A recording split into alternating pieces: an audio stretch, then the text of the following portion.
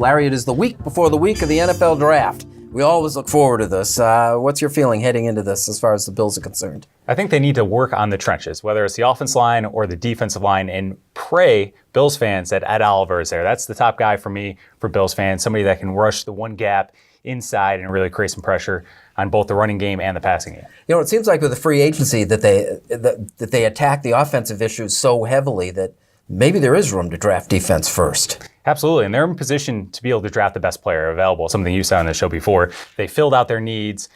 They can draft the best guy there, and hopefully that's Ed Oliver, and maybe even potentially trade back if their targets aren't there. What do you think? I think you're wrong, but I appreciate you watching the show. No, listen, I mean, of all of the things that you need right now, I think defensive line is on the bottom of the list. And listen, I think defensive line is a guy, you can find a guy that'll work. Like a superstar defensive lineman is great, but we've dealt with superstar defensive linemen in Buffalo who they get their statistics and it's great, but it doesn't work for the rest of the defense. You have a huge need at wide receiver. All the free agents you sign, great. You still need to go get your guy. That might be DK Metcalf. I'm fine with an offensive lineman in the first round too, right? You are desperate needed offensive lineman. I'd go there before I'm going with the defensive lineman. As a matter of fact, I would be fine waiting on a defensive lineman to the third round. I wouldn't mind going tight end or running back after that. Is there really a wide receiver you take at the 9th pick, though? I'm in love with DK Metcalf. I would not mind because he looks good without a shirt on? Well, yeah. I do not. I draw towards men like that. So what's your biggest asset in the team? Right now, your quarterback. Okay, why don't you protect him? That's what I'm saying. Okay, protect or give him something to throw. Yes, exactly. I'm with you 100%. Exactly. You got to work with your asset. Rick should be here all the time. You being a hockey guy too. I mean, the whole philosophy. You draft into need, or do you take a guy that maybe you don't need as much, who's great in his position? I think we talked about drafting need before we went on the air, but you've got to fill the holes. I mean, if you're a car dealer, do you buy all the same vehicle?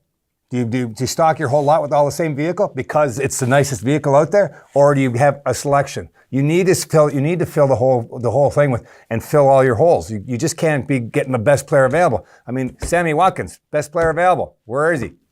What did he do for us? Yeah, traded up in a glut of wide receivers. That thing still comes back to haunt them. Well, but we could talk 10 times about that. I mean, C.J. Spiller, for goodness sake. You got Fred Jackson and Marshawn Lynch, who leaves and ends up becoming the best running back in the NFL, and they take a running back out of Clemson. You got 3 guys in the backfield. I know that taking a defensive lineman wouldn't be like that right now, but if I'm looking at what makes my team better right now so my quarterback can take the next step and I have him on his rookie deal to be successful, I'm going wide receiver, and offensive lineman. The approach that they win in free agency, a lot of offensive linemen, a couple of wide receivers, doesn't change your mind. Well, no, because the offensive linemen and receivers, and maybe you could speak differently than I am here. I mean, I'm fine with competition, but nothing blew me away offensive lineman-wise. I'm fine with the guys that they got wide receiver. I mean, Brown can get down the field. Beasley's your, coming across the middle guy, but who's going to go up and get something for you? Well, I'm all on board of drafting an offensive lineman in the first round. I'm not on board of drafting a receiver in the first round. I'd much rather draft a receiver in the third round with a guy like Riley Ridley, somebody like that. There's so many receivers in the NFL right now that are day 2 picks that are succeeding. You don't necessarily need to go up in the top 10 and